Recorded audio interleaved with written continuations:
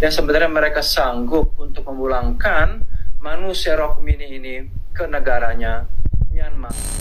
Saya termasuk orang yang bersedia untuk menampung. Saya termasuk orang yang bersedia untuk menampung. Dan inilah kata Usman Hamid selaku Direktur Amnesty Indonesia. Pemerintah ini tidak sanggup menampung pendatang gelap ataupun pengungsi Rohingya, maka dia siap menampung semuanya di rumah Usman Hamid.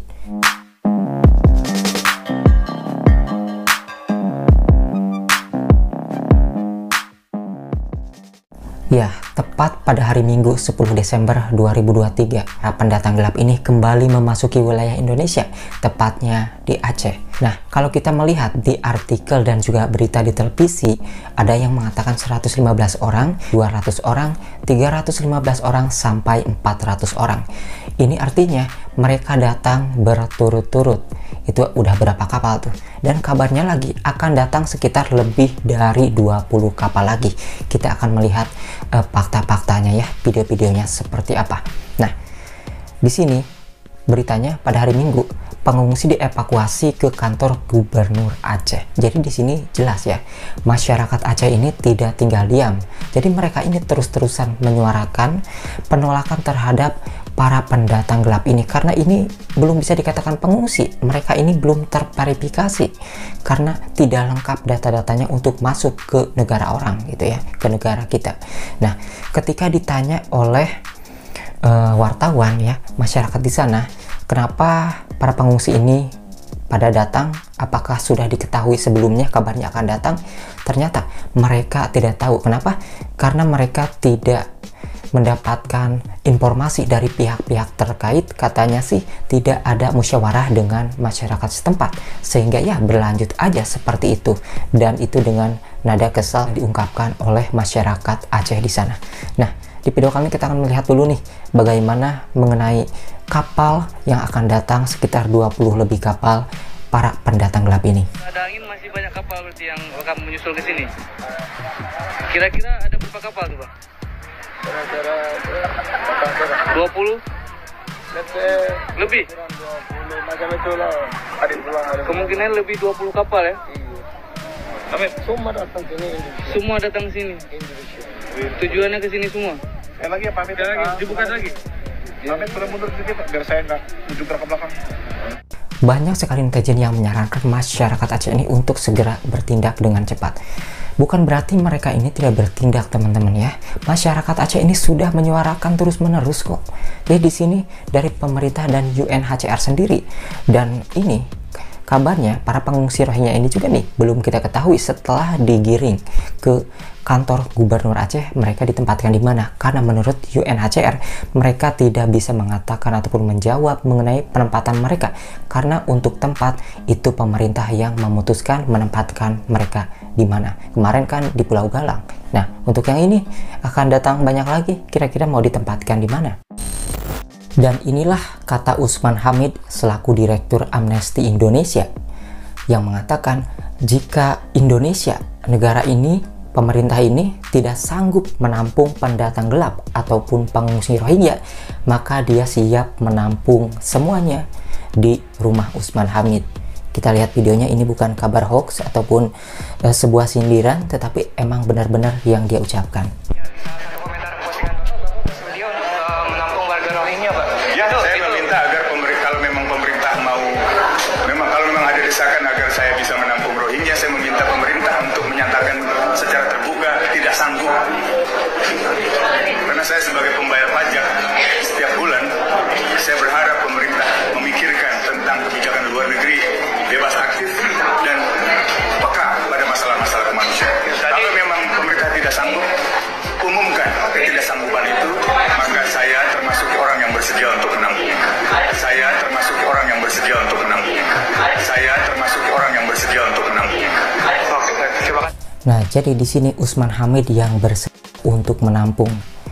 Jadi sarannya kepada masyarakat Aceh, bawa aja tuh ke rumah Usman Hamid, kan itu udah ada buktinya tuh videonya ya.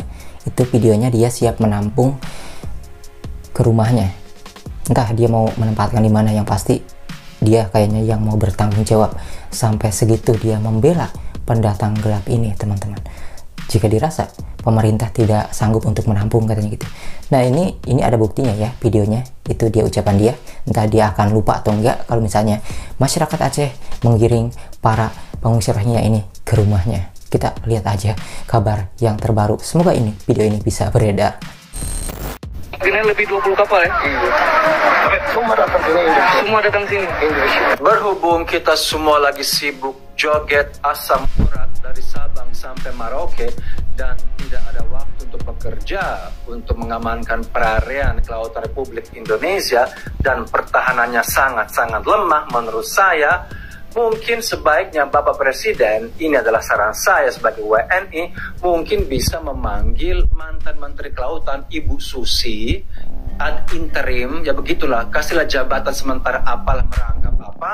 Nah, siapa tahu Ibu Susi ya bisa menenggelamkan kapal-kapal ini yang sekitar 20 yang isinya manusia Rock Mini yang akan terdampar segera ya. Hari ini sudah masuk berapa kapal ke Aceh dan mungkin hari-hari ke depan 20 kapal lebih akan masuk dan akan menduduki Aceh. Jadi ya menurut saya kenapa ya, kita ini kan sudah punya Google Map, kita bisa punya satelit, kita bisa melihat kan langsung dari angkasa di mana posisi itu kapal-kapal hantu ini. Kok tidak dihalangi gitu di tengah laut? Kenapa mereka bisa sampai ke daratan? Menurut saya ini tidak masuk akal ya, karena kita teknologinya sudah sangat canggih. Dan maaf, dengan radar, dengan sadap menyadap, dan ini juga si agennya ini kan juga bisa bahasa Indonesia, bisa bahasa Melayu. Jadi memang ini sudah terorganisir dengan baik. Jadi mungkin Ibu Susi dengan ilmunya yang suka menenggelamkan kapal itu menjadi shock terapi bagi imigran gelap dan juga bagi wisata tour ya, wisata tour internasional yang seumur hidup. Mereka bayar 14 juta untuk tinggal di Indonesia seumur hidup. Ini sangat meresahkan. Sebenarnya saya sudah mau selesai ya bicara tentang Rock Mini ini, tapi ini berita masuk terus. Harusnya sekarang sudah saatnya diusir saja, dan si UN Spirit ini yang lembaga kemanusiaan internasional ini ya harusnya gimana ya, tidak memberikan kartu kepada mereka ya. Kok tidak ada revisi, kok tidak diseleksi, kok tidak ada verifikasi.